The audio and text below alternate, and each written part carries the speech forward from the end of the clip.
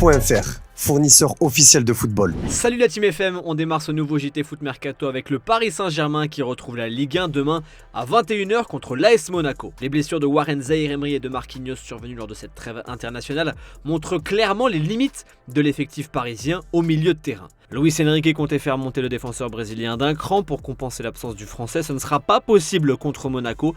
Idem pour le match contre Newcastle mardi en Ligue des Champions. Le PSG le savait déjà et le sait encore mieux maintenant. Le milieu n'est pas assez étoffé qualitativement. Et ça ne fait pas les affaires de Fabian Ruiz et de Carlos Soler, en tout cas s'il comptait plier bagages direction la Catalogne. Car la grave blessure de Gavi va contraindre le FC Barcelone à recruter lui aussi au milieu. Et le Barça espérait pouvoir recruter un des deux milieux espagnols du PSG sous forme de prêt avec option d'achat cet hiver. Dommage, selon Sport, Luis Enrique est fermé à un départ des deux hommes. L'entraîneur parisien compte sur eux cette saison. Si Ruiz et Soler ne sont pas des titulaires en puissance, ils grattent les minutes laissées par Manuel Ugarte, Warren Zaïre-Emery et Vitinha. La blessure d'un des trois, comme ici avec Zaïre-Emery, rend leur présence indispensable. On reviendra sur le milieu de terrain juste après, mais avant, évoquons la grosse info mercato du jour pour Paris, la piste Théo Hernandez.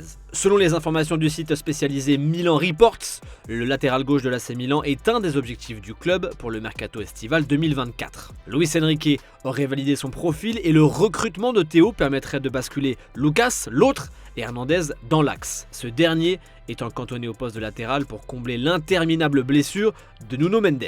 Affaire à suivre, car ce serait pour l'été, pas avant. Mais c'est un secret pour personne, le PSG aimerait bien se renforcer cet hiver au poste de latéral gauche. Alors un autre nom serait dans les esprits parisiens selon 90 minutes. Celui de Ryan Aït-Nouri, suivi par le PSG depuis 2019. Son agent Jorge Mendes étant proche du conseiller sportif parisien Luis Campos, si réel intérêt il y a, le dossier pourrait vite avancer. Attention toutefois car Chelsea serait en pôle selon 90 minutes. Liverpool, Manchester City et la Juventus seraient également sur les rangs. Allez, revenons au dossier du milieu. Parmi les cibles, il y a Martin Zubimendi, impressionnant en Liga cette saison. Selon Sport, le joueur de la Real Sociedad a une clause libératoire de 60 millions d'euros et le club basque ne négociera pas ces 60, pas un centime de moins. Le FC Barcelone est aussi intéressé d'après le quotidien catalan et à San Sebastian, on s'attend à un départ du milieu de 24 ans. À en croire les infos de Sport, toujours la Sociedad s'affaire déjà à lui trouver un remplaçant. Est-ce en cas d'offre hivernale du Barça pour pallier l'absence de Gavi?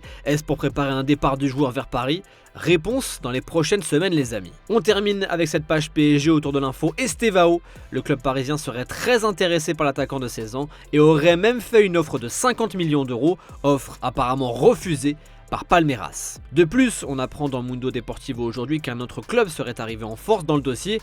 Le Real Madrid aurait contacté Palmeiras mercredi pour prendre des renseignements sur le joueur. Après Vinicius, Rodrigo, Régnier et Hendrick, qui arrivera l'été prochain, les Madrilènes pourraient donc accueillir un nouveau prodige brésilien à Bernabéu, qu'on pourrait renommer Santiago Bernabéu Maracana du coup, tellement il y a de Brésiliens dans l'équipe. Enfin bref, tout ceci nous amène à la question du jour, qui doit être la priorité du Paris Saint-Germain lors du prochain mercato? On attend votre avis en commentaire. Hier, Alex vous demandait si l'équipe de France allait gagner l'Euro 2024. Vous avez majoritairement répondu oui, mais certains d'entre vous s'attendent à un tournoi compliqué avec la concurrence du Portugal et de l'Angleterre. Dans le reste de l'actu, Xabi Alonso a toujours la cote sur le marché des entraîneurs. Avec son Bayer Leverkusen, il occupe toujours la première place du classement de Bundesliga devant l'ogre Bayern Munich, deuxième, et Schrek, le troisième. Ah, c'était une blague, pour voir si vous suiviez. Justement, c'est bien l'ogre bavarois qu'il pourrait rejoindre la saison prochaine, selon le journaliste et chroniqueur espagnol Del Chiringuito, José Alvarez. Selon lui, Xabi Alonso ne signera pas au Real Madrid pour 2024-2025, mais à Munich. Le directeur sportif du Bayer Leverkusen a d'ailleurs nié que l'entraîneur de 41 ans avait une clause secrète lui permettant de quitter le club si le Real Madrid, le Bayern Munich ou Liverpool souhaitaient l'engager. L'actuel leader allemand ne retiendra pas Xabi Alonso s'il souhaite vraiment partir, et visiblement c'est vers la Bavière que s'écrit son avenir. Léo Messi au Milan, c'est le coup du siècle qu'a tenté de faire Paolo Maldini lorsqu'il était directeur technique des Rossoneri entre 2019 et 2023. Il a révélé dans un podcast que le club lombard avait tenté sa chance avec l'ancien parisien. La légende italienne ne précise pas la date de cette tentative, mais c'est probablement en 2021, moment où il quitte le Barça, vu qu'il évoque la piste Inter Milan, piste qui datait de 2021. Pendant 10 jours, nous avons essayé de faire venir Lionel Messi à Milan. Mais nous avons ensuite réalisé que c'était impossible. Maintenant, il est trop tard pour nous. Mais un joueur comme Messi, c'est un spectacle pour tout le monde. Quand j'ai lu qu'il pourrait aller à l'Inter, j'ai eu peur. Hier, on vous parlait de l'affaire Yanis Issoufou, le jeune attaquant montpelliérain a disputé les éliminatoires à la Coupe du Monde du 17 avec deux nations différentes, la France et le Niger, ce qui est interdit par la FIFA. Le Burkina Faso a été le premier pays à demander la disqualification des Bleuets. Mais soulagement, pour les Français hier, la FIFA a dit que la France ne serait pas inquiétée dans cette affaire. La France a prétexté ne pas être au courant de la situation de son joueur. Une décision qui n'a pas plu au Sénégal et on peut le comprendre. Les représentants des Lions de la Teranga ont également demandé jeudi une disqualification dans un communiqué. L'affaire risque toutefois de s'arrêter là. Le choc sud-américain entre le Brésil et l'Argentine de mardi soir a été marqué par de nombreuses scènes de chaos au Maracanã de Rio. Et il y en a un qui n'a pas apprécié l'attitude des Argentins, des joueurs de l'Albiceleste, c'est Jérôme Roten. Dans son émission sur RMC, Roten s'enflamme, et Roten s'est enflammé. Encore une fois, je ne suis pas surpris de leur attitude. Ça fait belle lurette. La Coupe du Monde les a confortés dans ce comportement-là. Ils sont champions du monde et on les félicite pour ça. Ce qui est sûr, c'est que ce n'est pas la meilleure équipe du monde. Au niveau du comportement, ils sont numéro 1 pour se prendre pour d'autres. À commencer par la star de cette équipe, Léo Messi. Lui, maintenant qu'il est champion du monde, et depuis 2 ans qu'il s'est bien reposé au PSG pour la Coupe du Monde, il avait une image d'un garçon attachant. Il est passé de l'autre côté car il est rattrapé par la patrouille. Et sa vraie personnalité ressort. Maintenant, ils sont une dizaine dans cette équipe qui renvoie une image des Argentins. J'ai bien peur de faire une généralité et de me dire en fait, c'est la nationalité argentine qui est comme ça. Tu te prends pour un autre, tu te sens supérieur. Il pourrait avoir plus de classe. Peut-être un petit peu trop enflammé le Jérôme Roten, non? Je vous laisse juger en commentaire.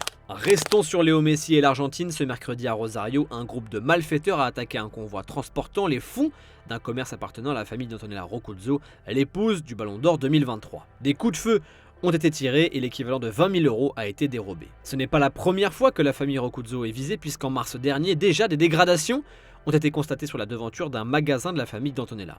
Le tout assorti de menaces proférées à l'encontre de Messi. On termine ce tour d'actu, si vous le voulez bien, avec 2 anecdotes croustillantes sur la Juventus. La première, la vieille dame aurait pu signer Jude Bellingham. La seconde, la vieille dame aurait pu signer Erling Haaland. Elle aurait peut-être dû prendre des cachets pour être plus attentive, la vieille dame, parce que ça fait beaucoup là. Bon, j'arrête mes vannes pourries et je vous lis les déclats de l'ancien responsable du recrutement de la Juve, Matteo Tognosi. Mes plus grands regrets, je pense évidemment à Bellingham, que nous étions proches de signer en 2019.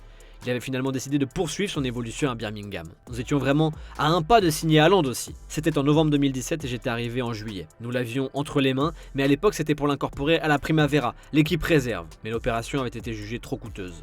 Il était encore sur le banc de Molde 2, mais quelques semaines plus tard, il a commencé à jouer et à marquer, puis il a signé à Salzbourg.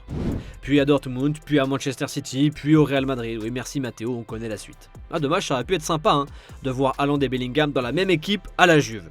Hein? Quoi? Comment ça, c'est déjà arrivé? Où ça? Dortmund? Ouais, ok, si tu veux. On termine avec l'image du jour et ce headshot, cette balle pleine tête prise par le stagiaire kiné de l'AJ Auxerre, qui va peut-être venir avec un casque lors des prochaines séances. Et en vrai, c'est peut-être plus prudent pour monsieur. Hein. Bon allez, à demain pour un nouveau JT. Salut les amis et vive le foot.